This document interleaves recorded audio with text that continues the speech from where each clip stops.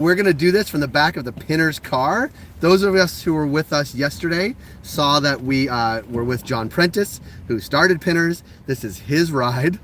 This is a Rolls Royce, an 89? Yeah, an 89 Rolls Royce. You can see the picture on our website. It's incredible. But we're going to be doing a bunch of spots today and tomorrow adjacent to the Lift & Co. Expo here in Toronto. We thought this was a way better, cooler way to be than in a studio or in a stuffy convention center. So we're going to be in the Pinner's car on and off for the next couple of days. Giles is in from the UK. Indeed. What do you think so far of the cannabis scene in Toronto? Oh, it's amazing. It's something, eh? Very impressive.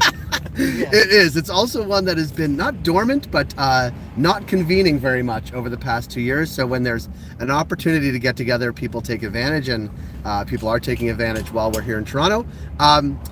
So what I thought I would do is wait till right at 10 o'clock and do our general sort of Cannabis Daily show. Right at 10 o'clock, get you the most important cannabis news and insights of the day.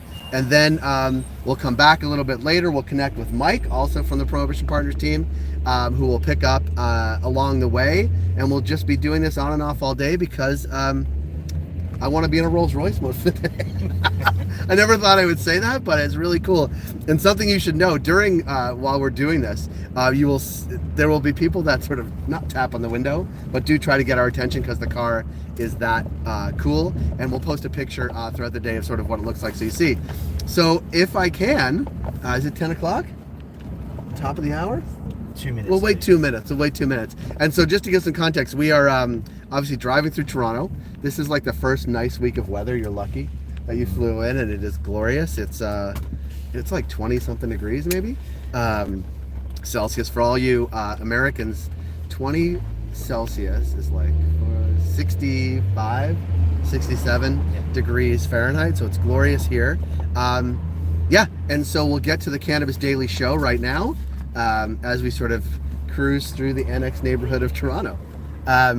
So if I have to hold the thing or it starts to fall, please, that's okay. It's not carpool karaoke. We don't have a whole crew working for us. We just got me, Giles, and Georgino driving the ride, and we're making our way through Toronto. So, good morning.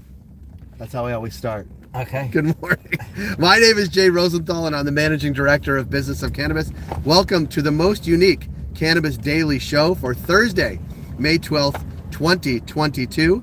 Since 2017, we've highlighted the companies, brands, people, and trends driving the cannabis industry, and we look to do that here every day. Yeah, there's some people looking at the car. Hey, yeah, it looks weird. Yeah, it looks amazing. I mean, the car itself is glorious, but also, just of note, it's painted in, I would say, like psychedelic purples, yellows, greens, and reds.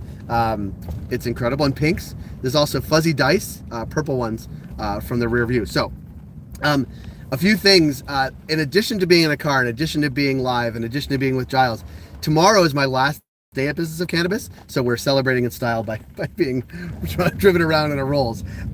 Feel free to visit us at businessofcannabis.com, as well as through all of our social channels, Twitter, LinkedIn, Facebook, and Instagram. And you are watching this on YouTube, so if you're there, please do subscribe, because that's how you will not only see the rest of what we're doing today, but also follow along the next few weeks and years on Business of Cannabis. So for today's top stories, police are investigating a cannabis retail data breach from the Ontario Cannabis Store. A real head scratcher there. We'll talk about that. Working in Canadian cannabis shouldn't stop you from entering the US. We'll talk about that. The future of safe banking without Congressman Perlmutter at the helm, and the Grow Group is going public. So we're just taking a little bit of tour of Toronto. That's where I'm living right now. Lovely. I know, it's lovely. It's Victorian style. Yeah, glorious. Our very generous friend Amy and her daughter Sunny have welcomed us into their home for a bit. Yeah, so that's where we're staying as we speak. So we're just doing giving Giles a little view of what's going on in Toronto. As you can see, just a beautiful street here. Hey Leora. If you want to comment, we can see the comments. That's awesome. So hey Leora. And Leora has a deep connection to Toronto. I don't know if you knew that. No, I didn't. Yeah, No, she does. She does. We're not going to go by where I think it's her aunt lives. We're not going to do that, but we are going to cruise through Toronto. Just give everybody a little bit of a view. Perfect. So for our first story, and what the Ontario Cannabis Store spokesperson is calling, quote, a criminal matter, police are investigating a potential theft of sensitive cannabis retail data. This in a story from Biz Daily. Now, what is most important is the data that is included in this breach. Sales data from every cannabis store in the province in December of 2021. That includes daily sales, the amount of kilograms sold per day, the total inventory at the start of the month, and sell-through rates. That is a lot of information for every single store. The store names and the store license numbers are included, and which stores are independently owned or a franchise or corporate owned. It's all included in there. A letter was sent to retailer and reads, quote, this data was not disclosed by the OCS, nor have we provided any permission or consent to distribute or use this data outside of our organization. That is why it's a data breach. It's particularly serious in light of how competitive the retail landscape is right here in Toronto, as Giles can attest. I mean, how many did you walk by yesterday? There's like 20 stores within your hotel and where we had some drinks, because it is obviously a very competitive market here in Ontario. There are nearly 1,900 stores in the province, and several hundred of those, maybe 400, are in Toronto.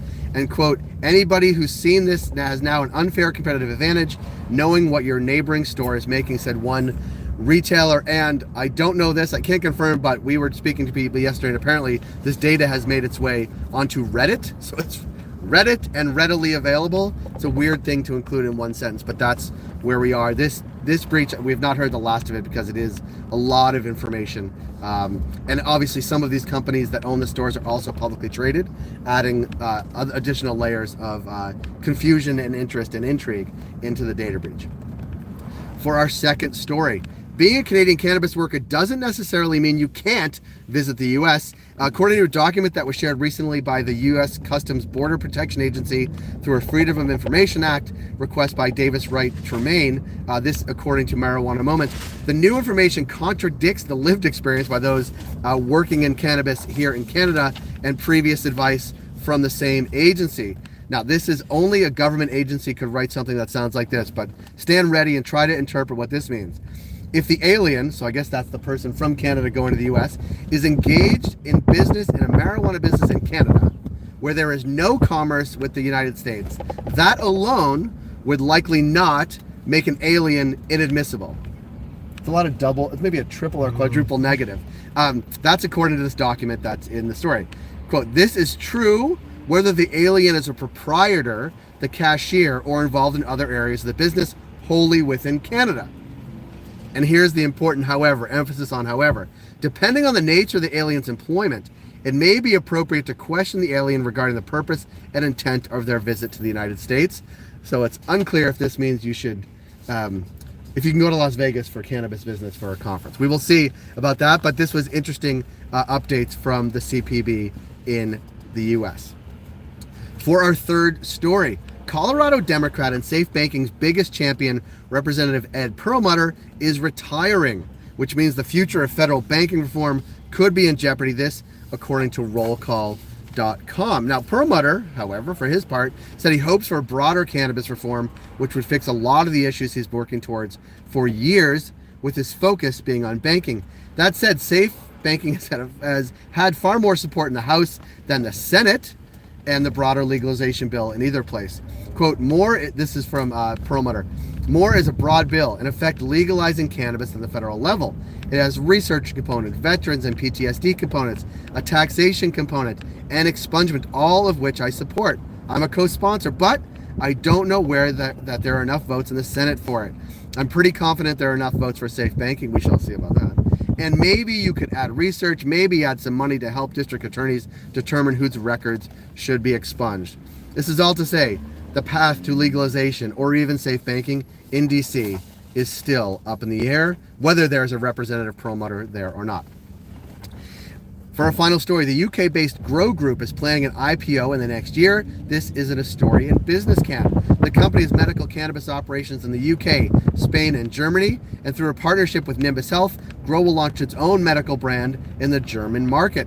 The plan is to remain focused on medical, however. Quote, we think our mission is very specific, said CEO Ben Langley. It isn't rec and it isn't wellness. Our mission is to treat patients with prescribed medicine, so that's what we are doing. Those are the stories we're watching today, as well as who's going to be in the car next. We're also watching that, Giles. And so you can join 12,000 others and catch all of these stories and more in your inbox every day at 7 a.m. Eastern with our Cannabis Daily newsletter. And we've reached a milestone. In addition to being in the back of a Rolls Royce, in addition to being this adjacent to the Lift & Co. Expo, in addition to being with Giles, all of those things are amazing. But we're also, this is episode 80 of the Cannabis Daily Show. We started it right after New Year's, and we've been going strong ever since. I think we might have missed one day, but probably only because we couldn't shoot in a car that day. So thank you for joining us here on YouTube, if that's where you saw us. If you subscribe, that would be amazing. You'll see what else we have set for today. And check us out tomorrow, too. We'll be back in the car. I may never leave. This is more comfortable than my bed. Thank you for joining us here. We'll be back a little bit later this morning, also live, so keep your alerts on. So I've learned this from my kids who watch YouTube all the time. Not only should you subscribe, where is it going to be? Right here. Subscribe to us on YouTube, and also ding the little bell so you get notified when something starts on YouTube. You get a nice notification. So we will see you later today. Thank you for joining us, Giles. Pretty good ride so far? Very impressive. It's very impressive. It's a lot of people looking at you while you're driving. It's also a live show, so I feel like we are a little bit carpool karaoke if they shot that whole thing with my phone. But thanks for being here, Giles. You'll be with us throughout the day. Georgino, thank you very much for getting us around the city. Thank you to Pitters for lending us a Rolls Royce, which sounds like a really funny thing to say. And thank you all for being here. We'll be back a little bit later today. Thanks, everybody.